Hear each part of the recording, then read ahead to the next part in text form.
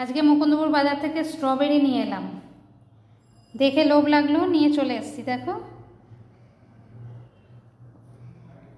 আমার দারুণ লাগে স্ট্রবেরি খেতে, কিন্তু দামটা একটু বেশি। যাই হোক, মনের ইচ্ছা খেয়ে ফেললাম, দাম টাম দেখে কি হবে।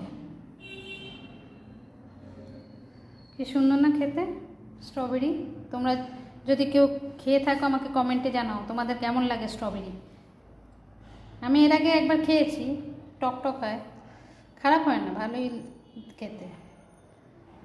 এনে তো দুটো তিনটে খেয়ে ফেলেছি।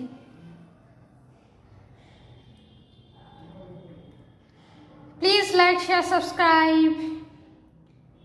ভালো থেকো, সুস্থ থেকো।